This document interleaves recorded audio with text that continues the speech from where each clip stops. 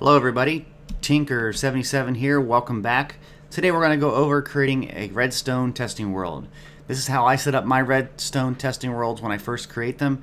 It handles the daylight cycle, setting the time to noon, stops mobs from spawning, and adjusts the weather system so that it doesn't have any thunder or rainstorms. So just follow these instructions, you'll have your own Redstone Testing World ready to go fairly quickly, and you can start creating those great redstone inventions. So let's get to it. So to begin creating your Redstone Testing World, you're going to click on Single Player from the main menu and then click on Create New World. Now you can name this whatever you want. I'm going to name it Redstone Testing World. If I could type. Change your game mode to Creative from Survival and then go into More World Options. We want to turn off structures, that way we don't create any villages and things like that. And everything else should stay the same, but change the world type from default to super flat. Then click Customize. This is the basic preset that they have, but click on Presets down in the bottom right. And from here you'll see a list of presets they already have made.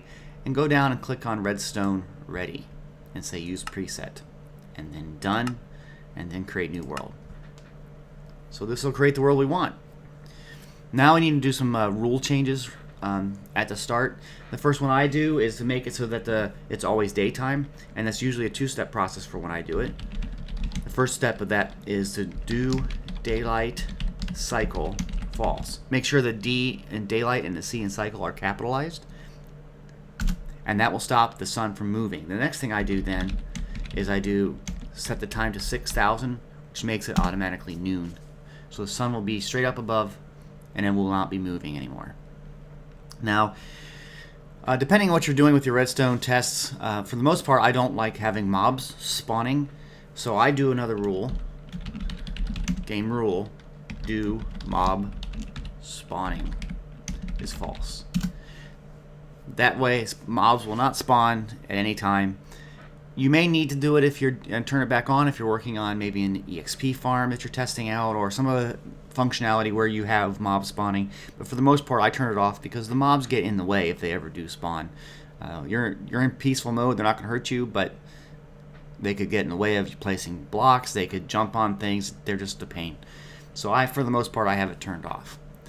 Now, the last thing that I like to work on has to do with weather, and there isn't a particular command to get rid of weather events. So if I were to force the thunder, you can see that the sky gets really dark and it looks kind of icky. So we got to figure out something to do about that.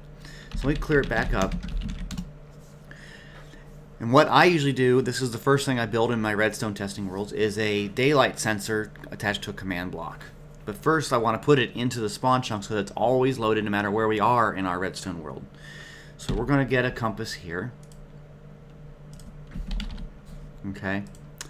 And we also will need a block, redstone, torch, and that daylight sensor. And the final thing is we need to get a command block. So we're going to give the player Minecraft command block. And you can see it appeared in my inventory. Now the compass is used to find the exact center of the spawn chunk. So you take the arrow wherever it's pointing to and just follow it, and actually we're right by it. You can see how it's flipping all around, which means we're right on standing on the center, which is good because that's where we want to be. So then I always put down the daylight sensor and a series of redstone, and as you can see the redstone is still activated, but it's getting weaker and weaker as we go, and at some point it's going to stop, and there is where that stop point. Now the interesting thing is that when we change the weather, you can see that these are active and it slowly deactivates, clear up to here. So we know that when it's not receiving a signal, the weather's changed. I'll change it back here real quick. And there comes the signal back. So what we're going to do is take this out, put a block. So that will be powering this block, and we'll put a torch on the side. Now the torch went out because the block is powered, so it's inverting that signal. And then we're going to make our command block. Okay. The command block, if you go into that function, it has the command that we can put in. So we're going to just put in weather clear. We have it set to impulse, unconditional, and needs redstone. Okay, so now click on done. Now if we do a thunderstorm, again, weather thunder, as soon as it starts to figure out that it has lost signal, as you can see, it turned right back on. It cleared the weather.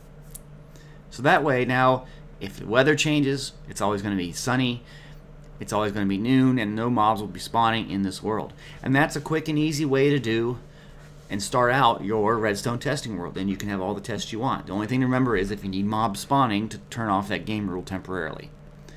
They shouldn't spawn anyway with the weather changing also in place, but it's just another safety feature that you can have.